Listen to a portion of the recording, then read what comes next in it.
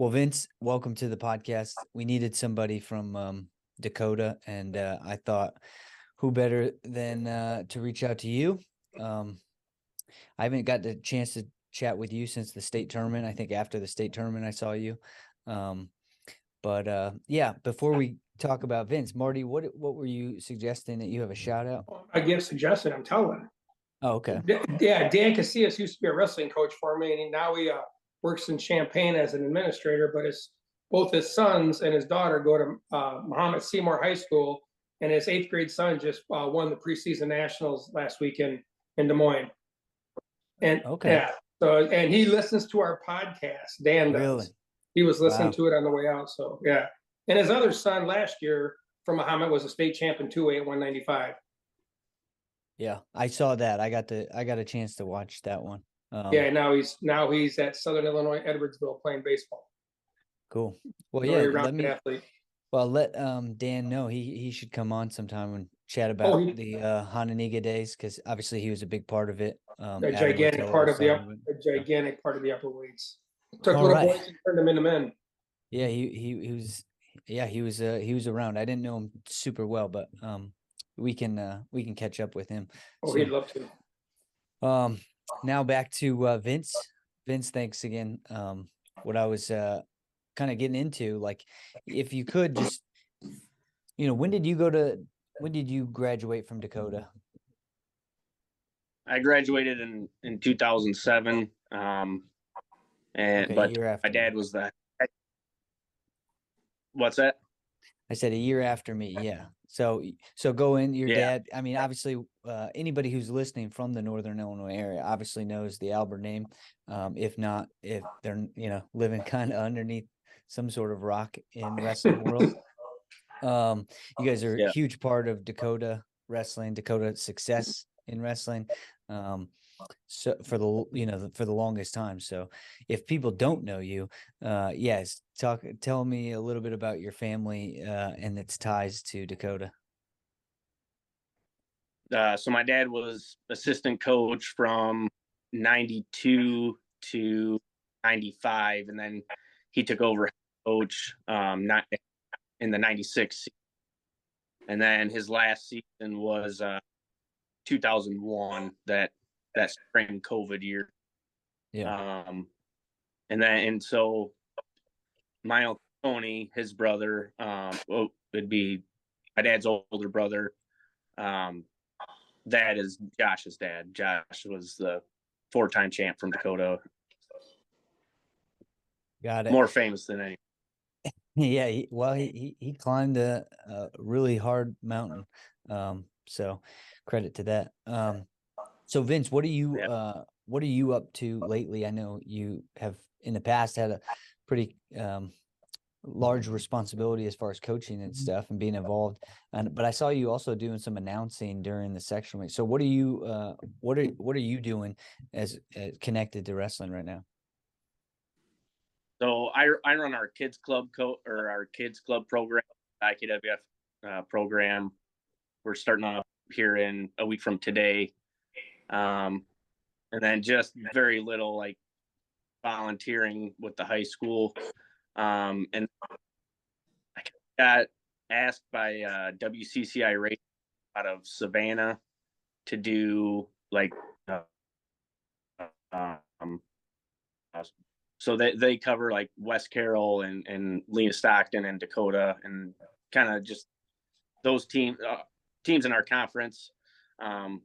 So I did a dual meet 3 or 4 years ago, and then they asked me to do the regionals, and then they just kept asking me to do the whole state series after that. So that's just kind of what it's. So is that just radio? Become. Where does that go as far as broadcasting? Yeah. The radio station's based out of Savannah, Illinois, but I mean it's you can log into like the TuneIn app or. Yeah. I guess I'm curious who the listeners would be. We might have to. Well, I'm going to try to steal you away if you want to do broadcasting from the dual meets on our behalf. That'd be fun too, because I think people would. Yeah. I did the NHSCA state finals then last year. Okay. Last year was my first at with Glaudel. So Yeah, that's fun. Obviously, I mean, that's another. I don't.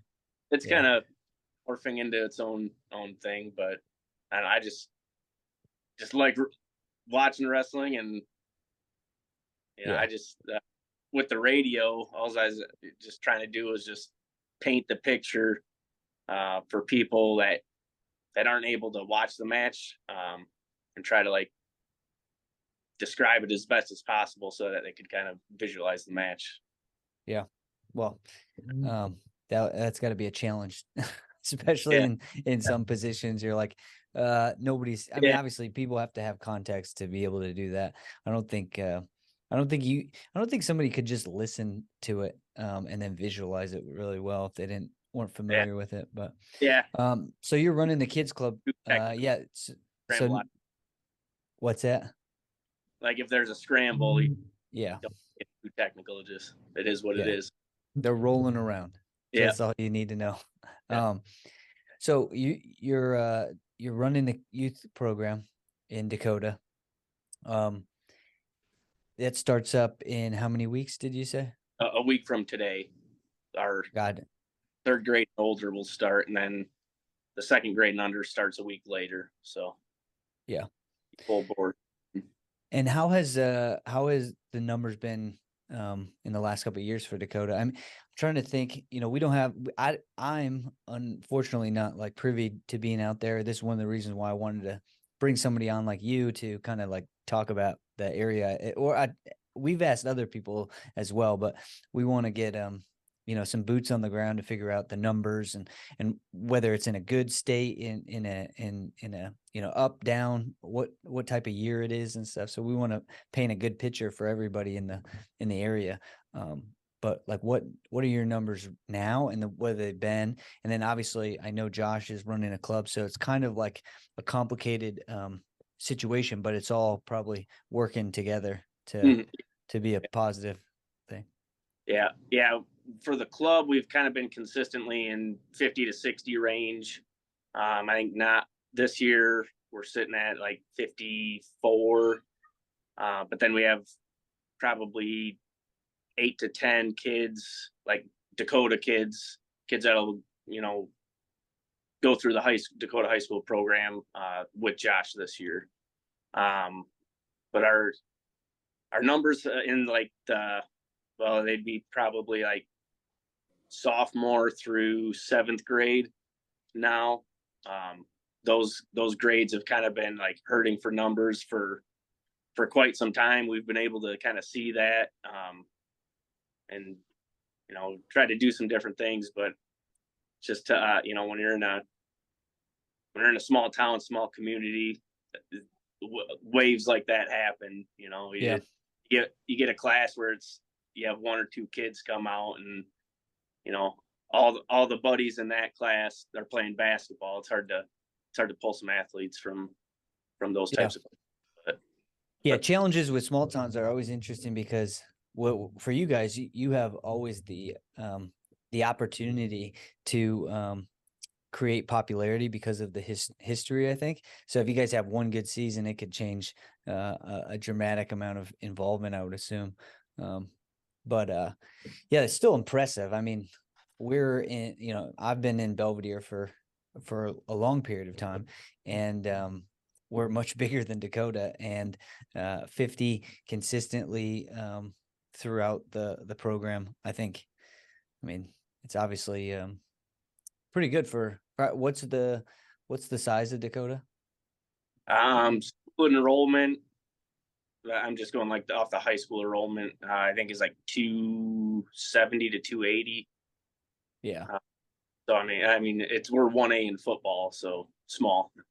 Yeah. So you're running so what have you I mean, I guess I do want to ask, do you guys have like middle school stuff? Like, I don't even know, because other people are starting to add on middle school wrestling and stuff. We don't. That's kind of been one of the things that's been brought up, and we're going to review it after this year is, we see that fall off in the around 5th, fourth, fifth, sixth grade, where, well, maybe I'll try basketball for a year or two, and maybe I'll come back to wrestling, but usually they don't. So, Yeah. I think an IESA program, like right after school, might help in keeping kids engaged.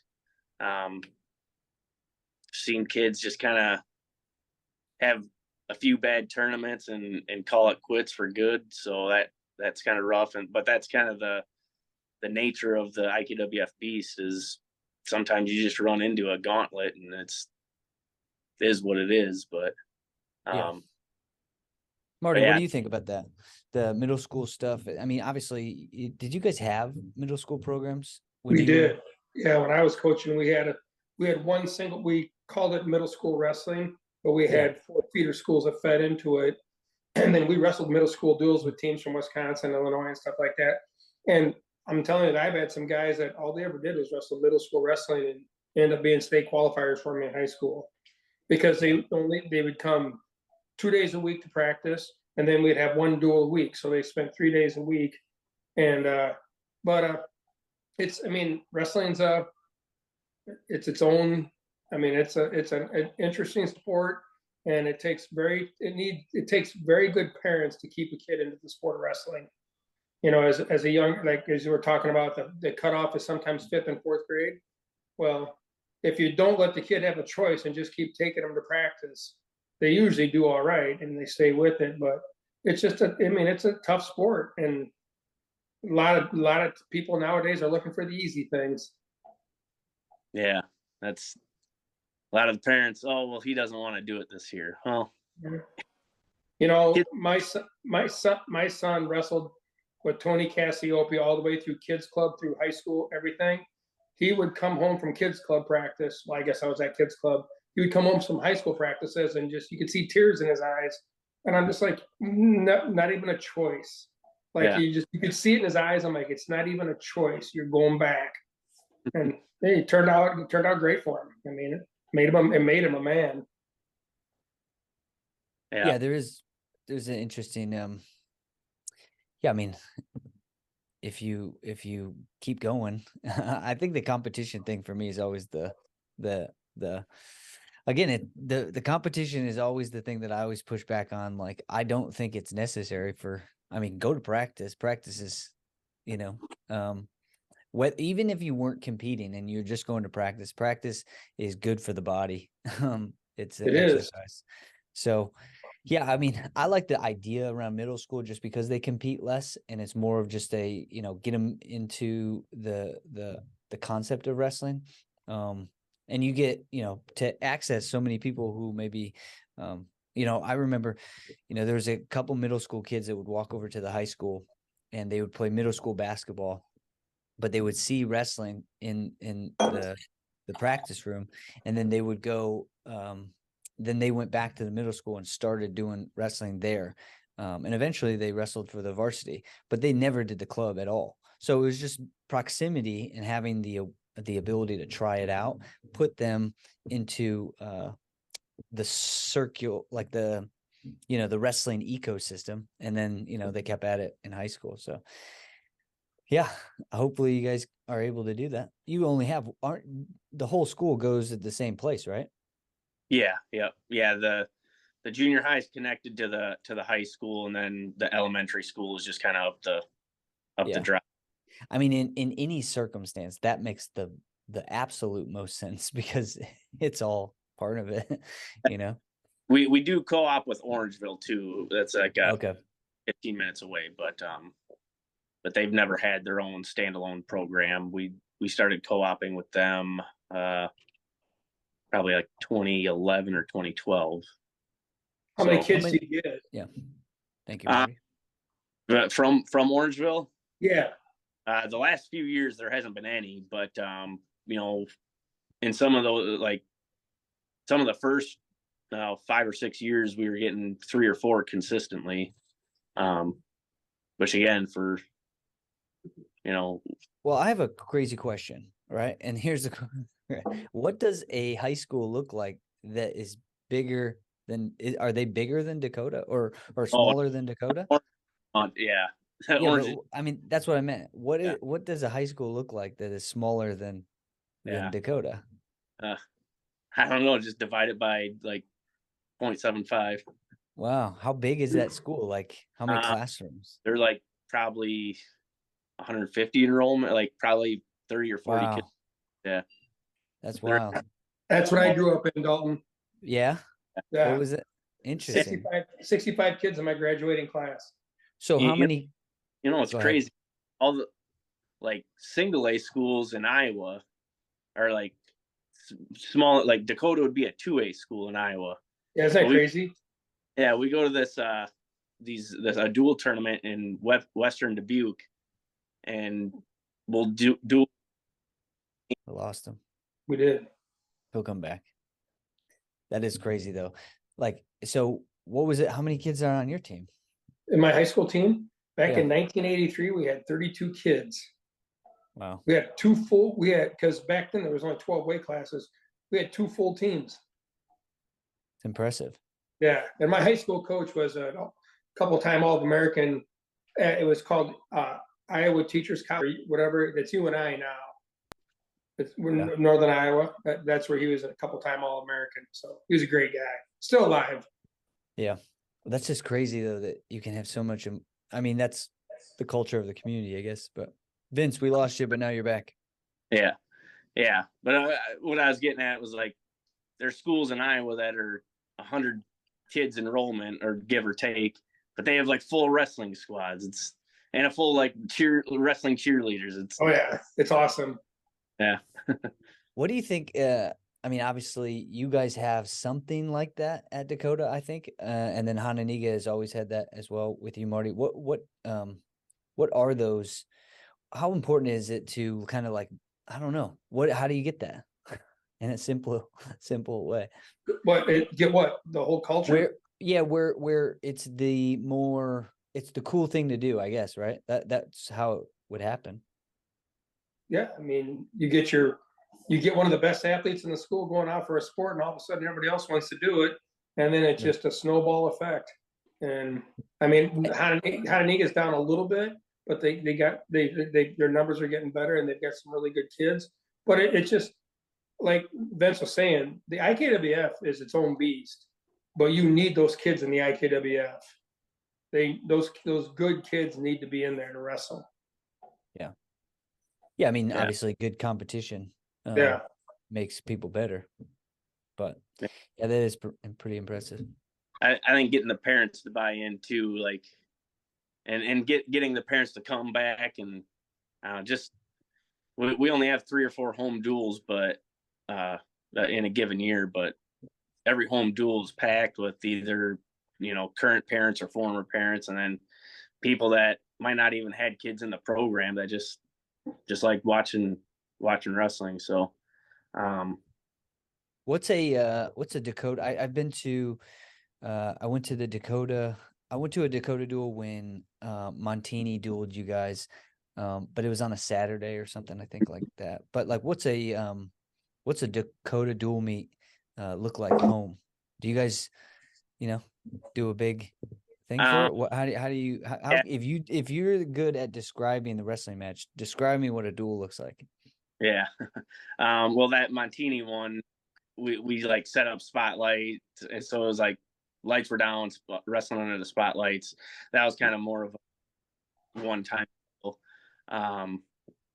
But home duel, usually we'll have a kids club practice, so I'll bring, whether it's the younger kids or the older kids, I'll bring them into the gym to watch the first 15 or 20 minutes, usually 2 or 3 matches. And I just like, I try getting the kids like all fired up. Like if we score a takedown, we're up yelling 2, and just like I say, if we get a pin, we're just going absolutely nuts. So just getting the crowd fired up for that. But it's pretty standard small school gym. One side is Dakota, and it's probably 80% filled, and then depending on who we wrestle is usually pretty empty on the visitor side. But So who is when it comes to like some of the showcase duels that you guys have there, what do you know of for recent years and like this year? Like, what do you think? Yeah. Us and Stockton, Lena Winslow have been, I mean, just kind of going back and forth, button heads for the last, it's probably been 10 years now. We got the better of them probably the first 5 years, but they've gotten the better of us the last five. So I think their numbers are a little stronger this year. They got a really good, I think it's a sophomore class. So I don't know how close that duel will be, but in years past, that duel is always, no matter where it's at, the both teams' fans travel deep, and it gets pretty intense. So those ones are pretty fun. Yeah, their program's definitely developed a lot, and yeah, probably having. I mean, you guys close enough to like model after. They've definitely done a good job there. This year, so Noah Wenzel is kind of the senior, right? He's the senior coming back. Yeah, And he's Jason Bowers. Jason took. Okay. Yep, I remember. Yeah. Jason Bowers. So Jason Bowers is a senior or junior?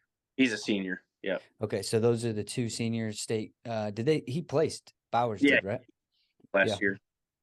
So the two state placers, Noah, he just got done with Super 32, tested the best. We talked about him. How many times state champion is he? He's two. Two-time. In last year's junior year. Yep. Yeah. And so those two guys coming back. Jason Bowers, has he wrestled much this offseason? I don't think so. No, not really. Does he play football? Yeah, he does. Yeah. And does Noah also play football? He played football for the first time last year as a junior, but just with how I think I haven't really talked to him about this, but I'm just kind of with how Fargo went. I think he wanted to do a little bit better at Fargo. So I think he decided to forego football and just kind of focus on wrestling, improving and improving his odds for getting recruited. So, yeah, I mean, just the way that he looks like he approaches wrestling, is he's all in on it. So I can understand that. I just knew that he's a big guy and pretty athletic, so he'd probably be pretty good at whatever sport. And I know, any kid that looks like him, that size and can kind of move, the football coaches are constantly recruiting people to be that guy. He's got some of the hardest, hand fighting and forward pressure. So he would have been a killer offensive lineman. Yeah. Marty, you guys always dueled Dakota, right? We did for the longest time, yeah. And then towards the end, we didn't, and that's when we were both really good. Yeah. I think they were like a couple of times state champions in the duels, and we placed 2 or 3 years in the duels, and we just couldn't get it figured out. But in the beginning, we wrestled them all in the beginning. I'm talking back like in 1989 through probably the mid 90s. And then their kind of numbers went down a little bit and our numbers were up. And then their numbers came up, but then we already had a schedule set. But there was a couple of times that we talked at the state duels going, we need to wrestle each other. Yeah. Because I have the mentality, because I don't care what size the school is, as long as it's going to be a great dual meet. Because I grew up in Iowa, nobody cared what size schools were. They just they could wrestle the biggest school in the state, and it could be the smallest school. But if they have great wrestling programs, they wrestle each other. Yeah. Well, I mean, today I think everybody has to figure out how to wrestle each other in the area. I think what it from a proximity standpoint, it's the easiest to get fans and supporters to, travel. But also, I just think it continues to build a localized camaraderie, right? I know Vince, me, we've wrestled around. I don't think I used to go out to Dakota to practice when I was a kid, especially in middle school. Again, this goes back to stuff that we've talked about, Marty. I would go a lot of different places and just practice, if I was, invited to go or whatever. But I think we have to find out about Dakota wrestling. We we have to follow it. We need to know about it, even if you're from the Nick 10 conference or because you guys are the Northwestern Conference, right? Or the no. Northwest Upstate, the NUI. Okay. Yeah. I believe that's what it still is. Yeah. Well, if you don't know about Dakota and wrestling, then you aren't a wrestling person. Well, sure, but we would also think that we need to have some, rivalries that transcend the 3A, 2A, single A, as well as I think they wrestle each other again now. Yeah. I think Dakota and Hononegah wrestle each other. I mean, we wrestled. There was when my son was a senior, it was Dakota, Montini. There was a team from Wisconsin that had a bunch of really good kids, and there was 4 teams. What? McWanago was that? McWanago, yeah. Really. And in that, my son's weight class was like 220. You guys had a returning state champ, and then McWanago had a returning state champ. So there was 2 state champs. Yeah, it was awesome, and that was when Montini was rolling too. Yeah. And so were you guys. Yeah. Well, cool. So they are competing this year. Hononegah, I don't know who it's with this year, but it's usually always at Hononegah. So on a Friday night. Friday night, Hononegah. Okay, I'll Thanks. I'll stay on the lookout. Yeah, I think that's what it still is. So. Yeah, I'm gonna send out another email to coaches to send me their schedules to kind of like consolidate and figure out some matchups and stuff. But yeah, so besides that, what are you looking forward to this season, coaching wise, fan wise, whatever? Yeah. Well, my son's 7, so I mean he's like he likes going to practice, and I like taking him obviously and teaching him. So just I'm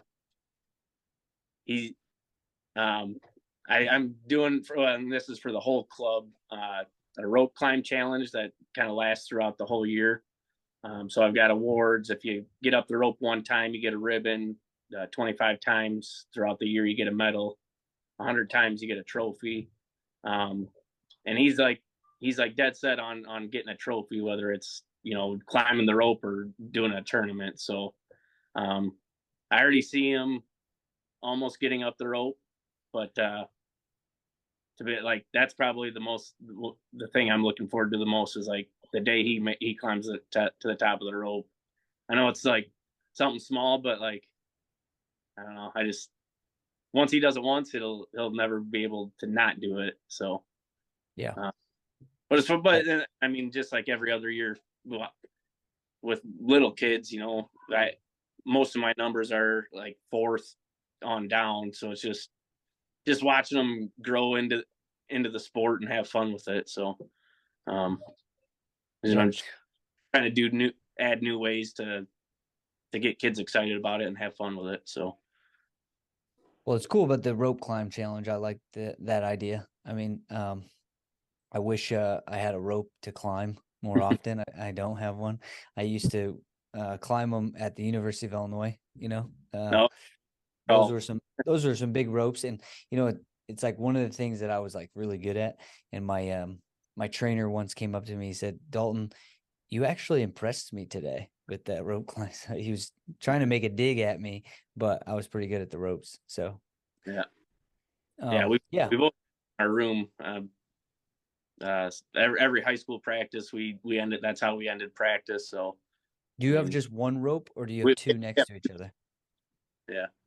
You say sorry. You cut out. Cut out again. No, so 2. I gotcha. So you have 2. That's cool. Like, do you do do you guys have guys that are really good at it? Who do you think today is the best guy at ropes? What's that? Who do you think is currently the best rope climber in Dakota as far as the high school guys? It would probably be my cousin's kid, Tristan Alexander. He's just a freak athlete. Unfortunately, he kind of messed up his shoulder football. So, but I mean, for the high school, we would time kids. and I don't know, he'd probably get up there in 4 or 5 seconds. How big is the rope? Just 16 or 18 foot. okay. Yeah. Have to come out. Marty, you can you climb that rope? I used to be able to. I can't climb anything anymore. I have no shoulders. You want to know who the worst rope climber was for us? Yeah. You want the best or the worst? Both. Okay, Grant Miller was the worst. He couldn't get up the rope to save his life, but he did pretty good in wrestling. Yeah. And then I had a ton of guys that were monkeys that could go up and down. I mean, they'd go up and down all the time. It's Yeah. kind of what you were talking about, Vince, with your kid. When I was in grade school, our high school wrestling coach, well, I didn't know he was a high school wrestling coach. First thing we did in our PE class was climb the rope. And the kids who could climb the rope, he sat off to the side. And then everybody left. Then he went over and he goes, "You guys need to wrestle."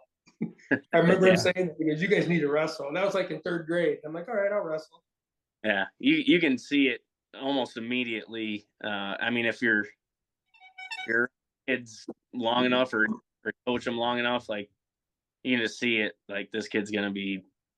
You can see how strong they are compared to like how just aggressiveness wins a lot of the time at that age. But yeah, it's always fun seeing them pick it up and, like I said, fall in love with it.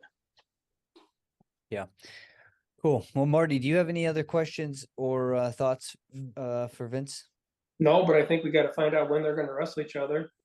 We should go. I'm almost positive it's in January. I'll text you a picture of the schedule though tomorrow. Great. Yeah. And I give you all the credit in the world for doing the kids club stuff. I did it for years, and it makes a huge difference in it, especially in a town like yours. It's awesome. Yeah. Yeah, we've got a lot of wrestling dads that are starting to have kids, so it's gonna be a fun, like, I don't know, 10, 12 years coming. That'll be awesome. Yeah, it is interesting how there are waves, and it oftentimes coincides with wrestlers having children or something. So, well, Vince, do you have anything else you want to chat about? I'll mention. Well, it might go down into a rabbit hole. I don't know what. I can be a rabbit hole. What podcast it was, but Marty said he didn't want to get into the 3-class system, but I think I have a solution. Well, at least the beginnings to a solution. Oh, okay. Now I know. So 3 classes instead of 2. Marty said once that he wasn't a fan of the 3 as opposed to 2. Right. Okay. But, the IHSA, you got to look at it from a numbers point. They have 48 state qualifiers right now in a 3-class system. Back in the day, when it was just 2 classes, there were 32. That's per weight class. So 48. Right now, it's 40. 48 qualifiers per weight. Back in the day, it was only 36 per weight. Okay. Mm-hmm. So you could go back to 2 classes and then institute the 24-man bracket each class. 100%. Which would make 48 state qualifiers per weight. And also, Pennsylvania does this. I don't know if there was ever a 1A in Pennsylvania, but it's only 2A and 3A in Pennsylvania. You could get rid of the 1A moniker, which I think, being from a small school, I've always heard, it's just 1A. So you could ditch that and just call it 2A and 3A. And then you could also add the girls' state to that. So you would have girls 2A and 3A. I'm talking like state finals. You know what? I've always said that, why not 2 classes, 24 guys in a weight class, right? Yeah. And then they got to get the girls have to get in. I don't know how they're gonna ever do it. How they could put it your hand tied by Assembly Hall. Yeah, right. You can only do so many mats, and it's Assembly Hall. Where else are you gonna wrestle a state tournament, right? Yeah. But it'd be great to work the girls into at the same time. Yeah, I mean, talking about growing, like, that's the biggest opportunity to grow the sport is you have an event where the most wrestling fans are watching. That event draws the most fans from the state, uh, for that year. Yeah. That's opportunity to grow girls wrestling there. Add another day to it, or 2 Yeah. days, because in Iowa, I think they have, I think it's like 4 days of the state tournament. So yeah, just add another couple of days and have the girls go first, or alternate years. The girls go first and the guys go first the following year, whatever. Yeah, and 24 guys in a weight class. That's probably the biggest thing I miss. Yeah, those, those guys that win the sectional get a bye the first round. But yeah. Well, I think I won't argue with you, but I think it should go from 3 classes down to 1 class. But I don't really. No, you can't do mind. that. Well, here's what I Not a was thinking state about like Illinois. In Iowa, you could. Listen, I think the state tournament is an interesting conversation. Obviously, none of us are ever going to, well, maybe Marty, he's a Hall of Fame. He's on the Hall of Fame coach. He might have some pull in the politics of stuff, but I don't think they're ever going to listen to anybody as far as like what they're going to do. They're going to do whatever works for them. But I mean, if you want a state tournament, it's got to be 1 class. I mean, you might as well not call it the state tournament, other than like the 3 different state tournaments for 3 different groups of people. It's just not the hardest tournament in the state. And the reason is because there's 3 classes. I mean, I saw multiple state champions not win last weekend. Yeah. I saw a kid who got second in the state one year. He didn't place at the state at this tournament. So, I'm gonna say before we're done. Yeah. Go ahead, So, Marty. Tell me what all right, I'm good. All right. So we live in a state where there's a huge different animal just east of us. And what is that? Chicago. It's Chicago. We're out here in the middle of nowhere, and it's a very, very difficult thing to have a one state. Illinois wrestling is incredible when you put all those classes together and you take out the best kid in those classes. It's unbelievable wrestling. And Assembly Hall is, I'm from Iowa, and I'm saying Assembly Hall is the greatest state tournament I've ever been around. And you just can't have a 1 class system in this state. It's so unfair to smaller schools. I mean, yeah, sure, you might get 1 kid or whatever, but like the idea of 2 classes and 24 guys in a weight class, yeah, that brings back all the schools, like, because we would never be in the 1A weight class, or the 1A, because or 2A, like 2 and 3A, we would never be there because we're 1,900 kids in our high school. But everybody else in this area, like Dixon and all these other schools, would all have a great chance to get some kids to state. Everyone, and it's just, but you cannot have a one class, not in Illinois, no way. Split it 50-50. Yeah, 50-50. Well, 24-24, right? Well, I didn't say you can't have it. I just said it's not an actual state champion. Oh, it is a state champion. Oh, they're all state champions in this state.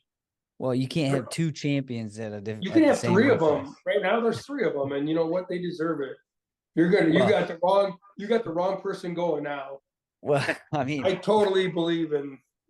I mean, at the end of the day, like I said, they're not listening to anything that we say. And again, you have to go back to probably why the charter exists. Why is there an IHSA state tournament? It's not to crown the best wrestler in the state. It's to, create and foster a competitive environment for people. So their goal is not to crown the best wrestler in the state. Their goals are something different, which I don't disagree with. I like that people are competing for wrestling and doing that. But if we're going to talk about 1, 2, or 3 classes, if it has nothing to do with enrollment and the schools or whatever, and we're talking about competition, then there needs to be 1 class and 1 class only. But if you're talking about enrollment and balancing and trying to give everybody opportunities so that they create long-term like love and passion for the sport, which I'm a fan of, then you have 3 classes, because 3 classes get the most amount of programs, kind of like opportunities, I guess. So Vince. Yeah. What's your philosophy on this? how many classes should there be in football then? Right. Well, One. again, here's what I would say. But Look at Division I football. There's a Division I classification, but there's a completely different rule set as far as who's going to get crowned as the champion. So I mean, you can bring up football. The reality is you're talking logistics, and I'm not saying that logistics aren't something to consider, but if your sole purpose is to crown the best wrestler in the state, you cannot have 3 different brackets. That's yeah, it. So I'm not saying that this tournament shouldn't have, but if we're arguing as far as 1, 2, or 3 based off of it would be better if there were 2 as opposed to 3, well, then why wouldn't you just go to 1? The way that they do it now, I think actually probably makes a lot of sense when it comes to, giving the small programs opportunities to get into the state tournament, giving medium, like the way that they do it, I think probably, I mean, I don't know, that makes the most sense as far as getting the most, I guess, diverse group of enrollment groups of people in. But, yeah. I was a 2A kid, and I'm so grateful that I had the No, you're opportunity to 2A in wrestle. 2 classes. Yeah, 2A in 2 classes, There you go. right? Yeah. If I look back on my high school career and I say, oh, if it was 3 classes when I was in high school, I would have been a 4-time state champion. Well, I mean, I never lost to anybody other than Brandon Prieston at the state tournament, and then anybody who beat me during the year was, somebody who was in a bigger class. I think I wouldn't have wanted that as far as like saying I was the best. I would always be like, all right, well, I want to go wrestle that guy in the next tournament. What he won, I want to beat him. So yeah, I'm not saying. I just think from a competitive standpoint, if you're doing that, so No, I think the way they have it set up pretty good. Figuring out who's truly number 1 in the state, and New Jersey and California do it, and I mean, But I don't think. I think how it is now, fosters some growth. Being in 1A, we've seen programs pop up from down south, like Auburn High School.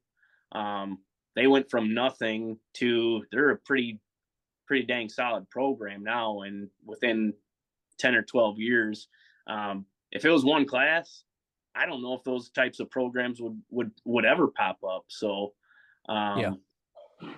So well, I guess I think that's point of view, the 1 class just wouldn't No. help with that. Yeah. Like I said with you guys at Dakota, like you have the opportunity to have it. Let's just say, if you guys were 3A, it would require a little bit harder. It would require a better year to like have like a lot of success than at a smaller school. Well, you get the opportunity to create some momentum for kids to come out. So again, my position is not suggesting that it's a negative thing to have the 3 classes. I think your example is proof that we need to figure out ways to get people excited and see themselves in a situation like a Dakota, right? Like a Dakota has to be able to visualize, like to see themselves as a Dakota. Lena Winslow had to, maybe model after Dakota and be like, hey, we can have success. They have more kids now because of the success. So success definitely breeds more success. I mean, that is so beneficial. So that is a good example of why the classes, I think, are beneficial for the growth of the sport. That's for sure. Yeah, definitely. Whenever you have a good individual in the program, and then you get kids that can kind of, lack of a better word, idolize them or want to duplicate that themselves. I mean, that's my first time down at Champaign. Was when Matt Jacobs won his first state title. He's our head high school coach now. And I just remember it's probably third or 4th grade, and that was just like the absolute coolest thing was seeing him win state. So And then we had one of his teammates, Randy Subby, won it that same year. So we had 2 state champions, but our team, there were only like 8 guys on the team. But yeah, just having those good individual performances, can spark inspiration in the kids. So Yeah, For sure. absolutely. Well, I think we'll end on that note. And Vince, thanks for coming on. Appreciate it. You're always welcome. We definitely want to have you on throughout the season to kind of update us. Be the source of what's going on in Dakota. If your high school coach wants to come on, send them this and tell them to come on, chat with us about the season, upcoming season, everything in between. Marty, you have anything else? No, awesome talking to you, Vince. yeah, glad to be on. Good luck with the young kids. That's how it starts. Oh yeah, definitely. And your son too. That's awesome. Hopefully my daughter too this year. Oh, that's great. She's coming to practice, but she doesn't want to participate. But I can tell she's watching and learning. So that's awesome. All right, Vince. Thanks again. We'll talk soon. Sounds good. See you guys. See ya.